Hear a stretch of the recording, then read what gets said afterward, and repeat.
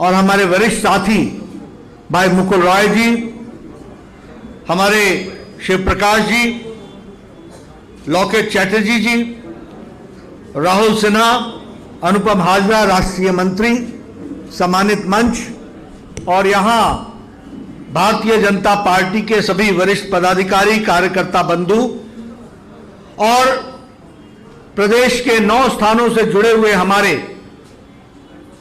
Electronically जुड़े हुए, digitally जुड़े हुए हमारे सभी वरिष्ठ पदाधिकारी और कार्यकर्ता बंधु, सबसे पहले तो मुझे बंगाल की धरती पर आने का मौका मिला है और यह धरती जो स्वामी विवेकानंद जी की धरती है, यह गुरुदेव रविंद्रनाथ टैगोर जी की धरती है, बंकिम चंद्र चटर्जी की धरती है, नेताजी सुभाष चंद्र बोस जी की धरती है, सम्माननीय हमारे विचारक श्री अरबिंदो जी की धरती है और हमारे श्यामा प्रसाद मुखर्जी जी की धरती है।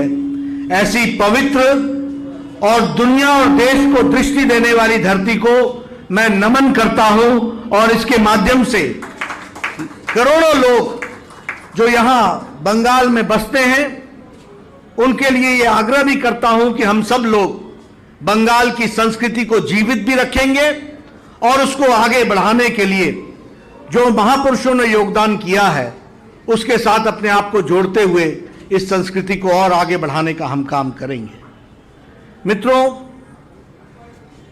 भारतीय जनसंघ का, भारतीय जनता पार्टी का बंगाल से विशेष रिश्ता है, बंगाल से विशेष संबंध है और कई बार लोगों को शायद इसकी जानकारी नहीं होती कि भारत में जनसंघ को पहले शुरू काल में 2 राष्ट्रीय अध्यक्ष मिले हैं तो वह बंगाल से मिले हैं। इसको हमको ध्यान में रखना चाहिए और हमको यह भी ध्यान में रखना चाहिए कि जनसंघ की स्थापना ही स्वर्गीय श्यामा प्रसाद मुखर्जी जी की प्रेरणा से शुरू हुई थी। और श्यामा प्रसाद मुखर्जी कौन थे? जिन्होंने, अगर पाकिस्तान ने भारत का टुकड़ा किया तो पाकिस्तान का टुकड़ा करने वाले थे तो श्यामा प्रसाद मुखर्जी थे। आज जिस धरती पर हम खड़े हैं, जिसे हम पश्चिम बंगाल कहते हैं, इसको बचाना, इसको भारत के साथ अक्षुण्ण रखना, इस काम को बखूबी किया था तो श्यामा प्रसाद मुखर्जी जी ने किया, जिन्होंने अपना जीवन इस बात के लिए दे दिया और उन्होंने जीवन अपना इस बात के लिए लगाया। और आज मुझे खुशी होती है कि जिस बात के लिए उन्होंने बलिदान दिया, एक देश में 2 निशान, 2 विधान, 2 प्रधान, 2 संविधान नहीं चलेंगे, उसको मोदी जी की इच्छा शक्ति ने और हमारे गृह मंत्री अमित शाह जी की रणनीति ने उस धारा 370 को धाराशाही कर दिया और हम धारा 370 को समाप्त कर दिया। यानी उनका बलिदान जो 1952-53 की बात है, उनके बलिदान के लिए लड़ते लड़ते हमारी पीढ़ियां निकल गई, पीढ़ियां खप गई, लेकिन उसको पूरा किया तो मोदी जी की इच्छा शक्ति ने और अमित शाह जी की रणनीति ने, जिसके कारण हुआ है। मित्रों, मैं बंगाल में आया हूं, मुझे श्यामा प्रसाद मुखर्जी जी का वो वाक्य याद ध्यान में आता है जो उन्होंने स्कॉटिश चर्च कॉलेज के सामने 7 दिसंबर 1935 को कहा था और यह बंगाल के लिए बहुत ही सार्थक है आज के दिन भी। उन्होंने कहा था, cultivate the habits of discipline and toleration. विचारों के साथ, डिसिप्लिन के साथ टॉलरेट करना भी हमको सीखना चाहिए। Surrender not to the convictions you hold dear but learn to appreciate the points of view of your opponents. यह बात उन्होंने 1935 में कही थी और आज भी कितनी सार्थक है कि अगर हम ममता जी को देखें तो जिसको बोलते हैं असहिष्णुता, इनटॉलरेंस, दाय नेम इज ममता, यह दूसरा नाम है इनटॉलरेंस का। राजनीतिक दृष्टि से विचारों का आदान प्रदान होना यह प्रजातंत्र की खूबसूरती है और पश्चिम बंगाल तो विचारों के आदान प्रदान के लिए जाना गया है। विश्व भारती यहां, रविंद्रनाथ टैगोर यहां पैदा हुए। रविंद्रनाथ टैगोर ने जिस तरीके से दृष्टि दी समाज को वो हम सबको मालूम है। श्री अरबिंदो जिन्होंने विचार दिया, उस विचार में न ही सिर्फ देश, अंतर्राष्ट्रीय विश्व संबंध की दृष्टि से भी उन्होंने एक दृष्टि दी थी। लेकिन आज मैं देखता हूं कि यहां इनटॉलरेंस किस तरीके से बढ़ता चला जा रहा है। मित्रों, आज मैं कार्यालय के उद्घाटन के लिए आया हूं। मुझे खुशी है कि 9 कार्यालय भारतीय जनता पार्टी के आज समर्पित हुए।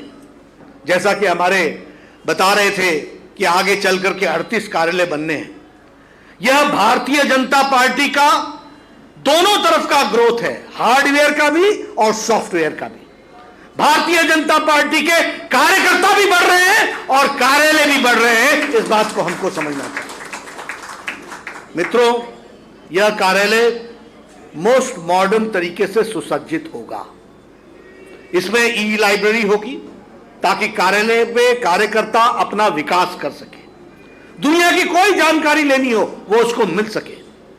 यह इंटरनेट और वीडियो कॉन्फ्रेंसिंग से यह सुविधा लैस होगी। कॉन्फ्रेंस हॉल इसमें होगा, इसमें छोटी और बड़ी मीटिंग करने की व्यवस्था होगी, बड़ी मीटिंगें भी की जा सकती है, इसकी भी व्यवस्था होगी। और मैं हमेशा कहता हूं, there is a difference between an office and a कार्यालय। ऑफिस वर्क्स फ्रॉम 10 to 5, कार्यालय वर्क्स 24/7/365, हर समय चलता है। और कार्यालय संस्कार का केंद्र है। और मजेदार बात देखिए कि भारतीय जनता पार्टी कार्यालय से चलती है और अन्य पार्टियों का कार्यालय घर ही उनका कार्यालय है, घर से पार्टियां चलती है। यह स्थिति आ गई है। अन्य राजनीतिक दल पार्टी परिवार ही पार्टी है, परिवार में सीमित हो गई है। ऊपर से शुरू करो और नीचे तक चले जाओ, जाल बिछा हुआ है। और टीएमसी भी इससे अलग नहीं है, यह भी परिवार की पार्टी बन गई है, यह हमको समझना चाहिए। लेकिन हमारी party Bharatiya Janata party, party ही परिवार है, पार्टी ही परिवार है। हम सब लोग एक बड़े परिवार के हिस्से हैं। और ये क्यों होता है? क्योंकि हमारा संस्कार है कि कार्यालय किसी नेता के घर से नहीं चलता, कार्यालय कार्यालय से चलता है। और कार्यालय में कार्यकर्ता होता है, कार्यकारिणी होती है, कार्यक्रम होता है, कोष होता है और कार्यकर्ता होता है। इस बात को हमको समझना चाहिए। इसलिए कार्यालय का उद्घाटन होना आज के दिन, मुझे लगता है कि यह बहुत ही अच्छी बात है, बहुत ही शुभ बात है। और आपने जिस विधान के साथ कार्यालय का उद्घाटन किया है, इस कार्यालय का भी उद्घाटन किया है। ये वो जगह है जहां से ममता जी की सरकार को उखाड़ फेंकने का निश्चय किया गया है। यह वह चुनाव कार्यालय। और इस शुभ घड़ी पर जब हमने इसकी पूजन किया है, मुझे पूरा विश्वास है कि हम आगे भी बढ़ेंगे और इस इलेक्शन ऑफिस से हम रणनीति भी बनाएंगे और उस रणनीति के कारण हम भारतीय जनता पार्टी को यशस्वी बनाएंगे। मित्रों, अभी अभी बिहार के चुनाव आए। क्या बोलता था मीडिया, क्या बोलते थे सेफोलॉजिस्ट, क्या बोलते थे सारे पोस्ट इलेक्शन के प्रेडिक्शंस? बीजेपी नहीं, बीजेपी नहीं। उनको मालूम नहीं था कि ये नरेंद्र मोदी जी की सरकार है और गांव में लोगों की आस्था मोदी जी के साथ जुड़ी हुई है। इसलिए बिहार में फिर से हम सरकार बना करके आए। और बिहार में चुनाव नहीं जीता हमने गुजरात के 8 में से 8 सीटें जीती, हमने उत्तर प्रदेश की 7 में से 6 सीटें जीती, हमने मध्य प्रदेश में 28 में से 21 सीटें जीती, हमने कर्नाटक की 2 सीट जीत ली, हमने तेलंगाना में दुबाका जीत लिया, धमाका कर दिया, हमने मणिपुर की सीट जीत ली और ग्रेटर हैदराबाद म्युनिसिपल कॉरपोरेशन की सीट भी हमने जीत ली है। यह हम आपको बताना चाहते हैं। और बिहार में हमारा स्ट्राइक रेट 67%, 110 सीटें लड़ी, 74 सीटें जीती, 19.5% वोट आए। जिस तरीके से मोदी जी ने कोविड का मैनेजमेंट किया, दुनिया ने इसको सराहा, दुनिया ने, और देश के लोगों ने उस पर मोहर लगाई है। इसलिए मित्रों, अभी कल राजस्थान के बीडीसी और जिला परिषद के चुनाव हुए। एक तरफा फैसला किसानों ने भारतीय जनता पार्टी के पक्ष में दिया है, यह हमको समझना चाहिए। यह शहर की सीटों का चुनाव नहीं था, यह गांव का चुनाव था, यह जिला परिषद का चुनाव था, यह बीडीसी का चुनाव था, यह किसानों का आशीर्वाद लेने का समय था और किसानों ने अपना आशीर्वाद भरपूर भारतीय जनता पार्टी को राजस्थान में दिया है, यह हमको ध्यान में रखना चाहिए। इसलिए मित्रों, जब चुनाव की बारी आती है तो भारतीय जनता पार्टी हमेशा आगे बढ़कर के इसमें हिस्सा भी लेती है और विजयश्री भी होती है। बंगाल में भी भारतीय जनता पार्टी ने एक लंबी लड़ाई लड़ी है। मुझे याद है कि एक समय था 9 साल पहले हमारा वोट प्रतिशत 4 था, 4 2014 में हमारी सीटें हो गई 2 और हमारा वोट प्रतिशत पहुंचा 18 और 2019 में हमारा सीटें पहुंची 18 और हमारा वोट प्रतिशत पहुंचा 40 और अभी 2021 के चुनाव में भारतीय जनता पार्टी 200 सीट पार करेगी और सरकार बनाएगी। इस बात को हमको समझना चाहिए।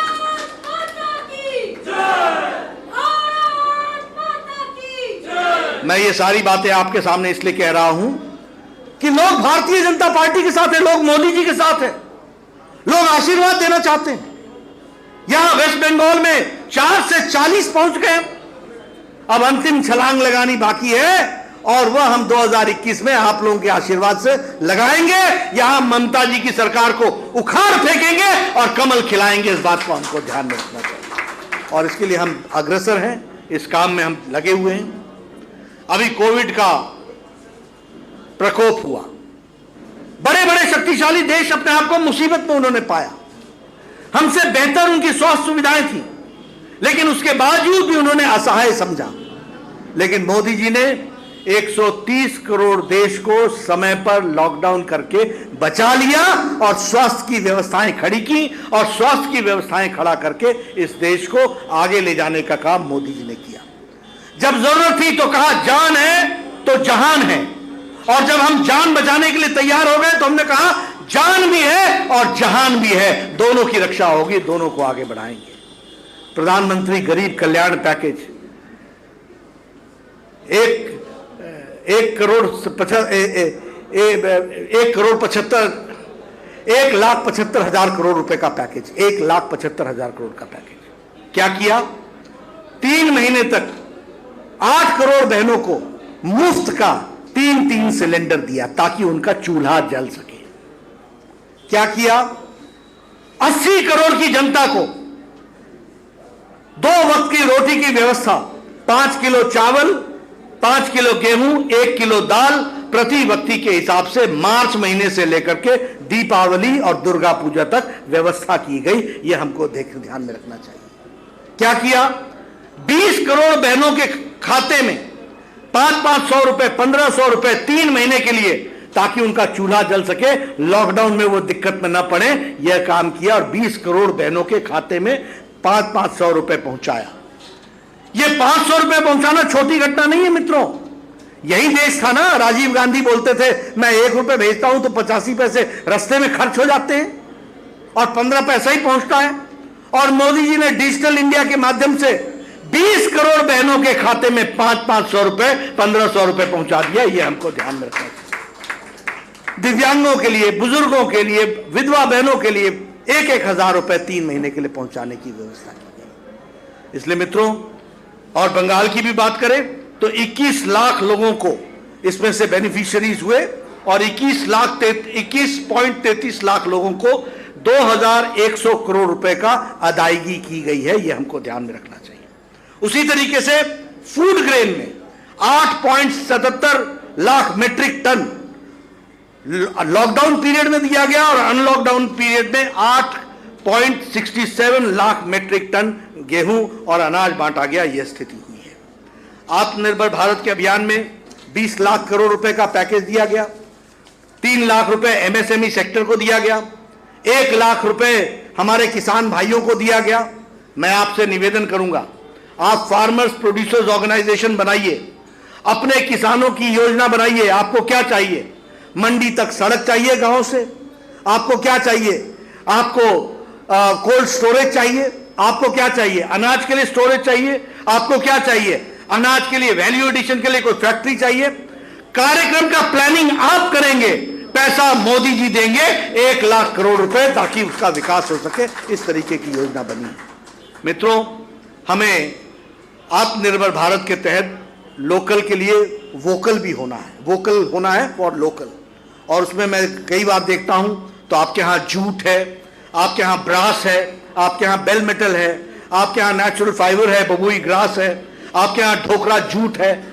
ये इन चीजों की ब्रांडिंग करने की जरूरत है और इनकी वर्ल्ड ब्रांडिंग करने की जरूरत है। और मुझे पूरा विश्वास है कि आप सब लोग इस काम को आगे बढ़ाएंगे।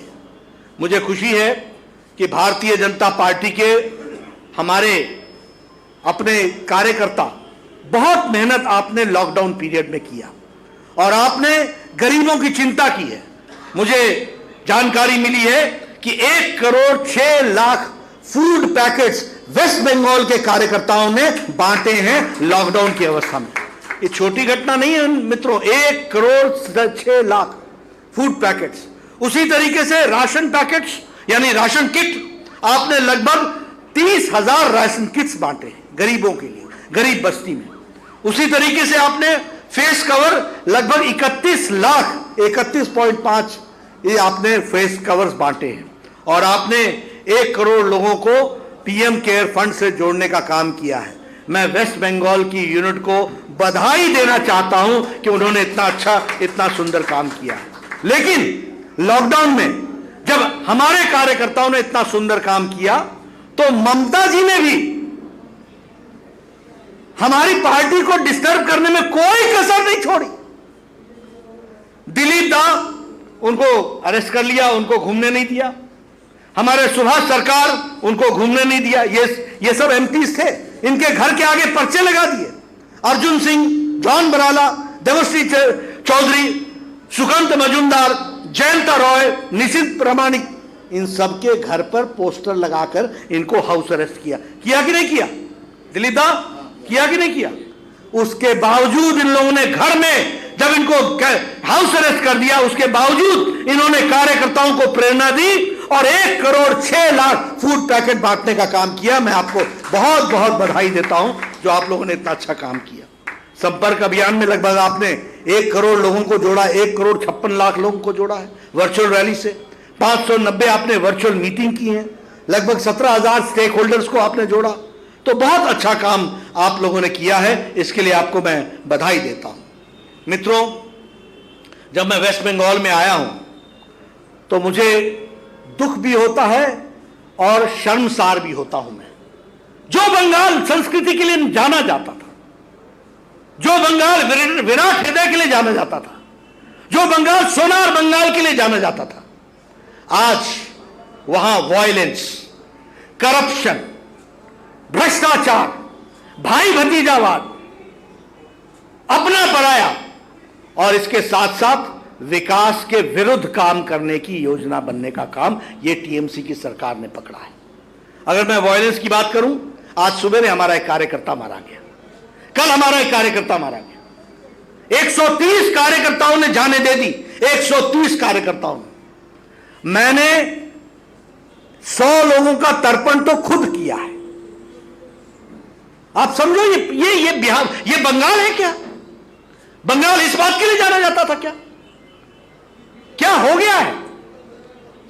मैं तो कई बार ये कहना चाहता हूं कि ये इंसानियत के भी विरोध में है और ये जिसको कहते हैं राजनीतिक इंटॉलरेंस की प्रकाष्ठा है, जिसको हमको समझना चाहिए। जिस प्रदेश में विचार की लड़ाई खत्म हो जाए और वायलेंस शुरू हो जाए, समझिए कि उस प्रदेश में राजनीतिक एक्टिविटी समाप्त हो जाएगी। लेकिन मैं बधाई देता हूं अपने कार्यकर्ताओं को, हिम्मत के साथ जुटे हुए हैं, हिम्मत के साथ। और मैं आपको विश्वास दिलाता हूं कि हमारा कार्यकर्ता 2021 में ममता की सरकार को उखाड़ फेंकेगा। इस बात को हम आपको बताना चाहते हैं। इसीलिए हम आपसे कहना चाहते हैं, अभी देवेंद्र नाथ रॉय हमारे एमएलए थे, उनकी हत्या हुई और सुसाइड में परिवर्तित कर दिया गया। मनीष शुक्ला की हत्या हुई सामने सामने पुलिस स्टेशन के सामने और ऑटोमेटिक गन से, मोस्ट मॉडर्न वेपन से, और कोई उसमें कोई पकड़ा नहीं गया, कोई कुछ नहीं हुआ, कोई एक्टिविटी नहीं हुई। ये स्टेट स्पॉन्सर्ड प्रदेश के तरफ से लॉ एंड ऑर्डर को जिस तरीके से राजनीतिक पर्पस के लिए इस्तेमाल किया जा रहा है, पुलिस का राजनीतिकरण हो रहा है, उसके बारे में मैं एक ही बात कहना चाहूंगा कि प्रशासन भी ये ध्यान में रहे, ये सरकार हर दिन नहीं रहने वाली।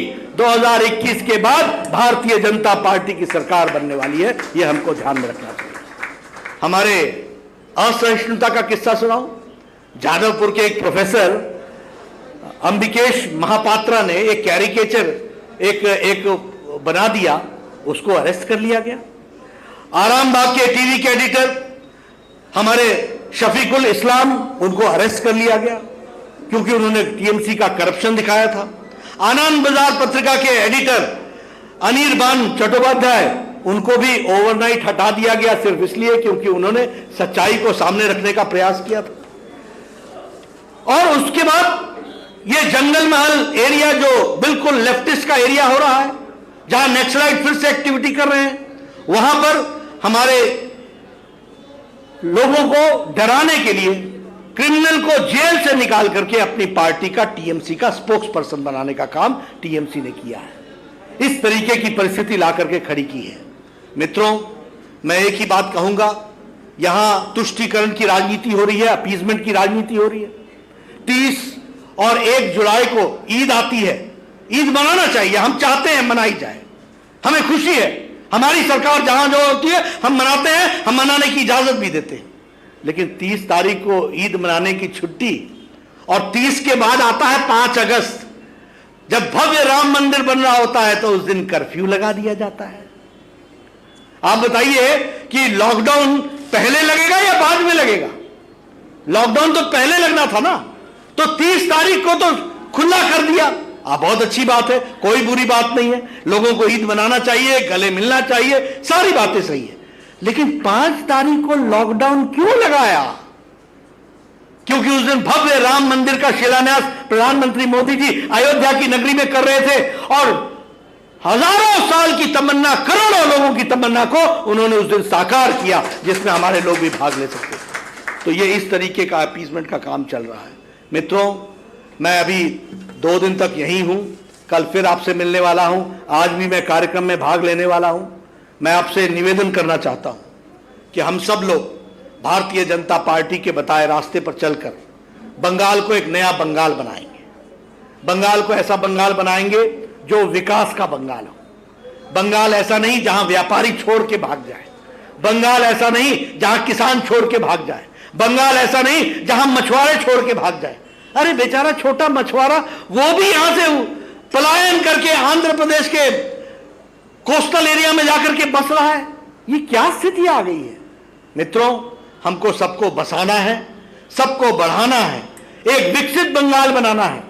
आज फीमेल डोमेस्टिक क्राइम में सबसे आगे बंगाल, ह्यूमन ट्रैफिकिंग में सबसे आगे बंगाल, और बंगाल में भी टी स्टेट गार्डन में ट्राइबल्स। सबसे ज्यादा ह्यूमन ट्रैफिकिंग यहां हो रही है, सबसे ज्यादा वायलेंस यहां हो रहा है, सबसे ज्यादा रेप केसेस यहां हो रहे हैं। और अब तो क्राइम ब्यूरो को रिपोर्ट करना भी ममता जी ने बंद कर दिया है। बताना नहीं, कितने कोरोना के केस नहीं बताऊंगी, कितने डेंगू के केस नहीं बताऊंगी, आयुष्मान भारत नहीं लागू करूंगी, प्रधानमंत्री किसान सम्मान निधि नहीं लागू करूंगी। 75 लाख लोग किसान वंचित हैं, 6,000 रुपए साल का उनको मिलता ना हो, ना मिलेगा नहीं। ये इस तरीके की हठधर्मिता, इस तरीके की एडवेंसी, इस तरीके की फॉर पॉलिटिकल रीजंस बंगाल के लोगों को मुख्य धारा में शामिल करने से रोकने का काम ममता सरकार ने किया है। और इसलिए बंगाल के लोगों का हक है आयुष्मान भारत उनको मिले। गरीब लोग, उनको 5 लाख रुपए का हेल्थ कवर हर साल मिलना चाहिए ताकि गरीब स्वस्थ रह सके। यह मोदी जी की योजना है। इसको लागू करना है कि नहीं करना है? बंगाल में बताइए, करना है कि नहीं करना है?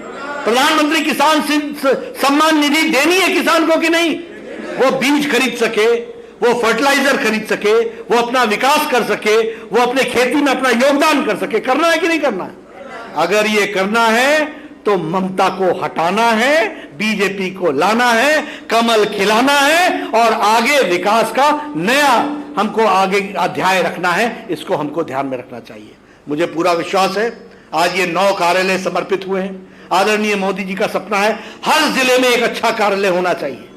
अमित भाई शाह ने उसको रूप दिया है, 400 से ज्यादा कार्यालय बन गए हैं और मैं ये विश्वास दिलाता हूं कि 2 साल के अंदर सारे देश के जिला में कार्यालय बन करके तैयार हो जाएंगे। इस तरीके का हम काम करने वाले हैं। आज मुझे इनके उद्घाटन करने का मौका मिला, आपने ये मौका मुझे दिया, आपका बहुत बहुत धन्यवाद। हम फिर मिलेंगे और आगे मिलकर के पार्टी को आगे बढ़ाने का काम करेंगे। बहुत बहुत धन्यवाद।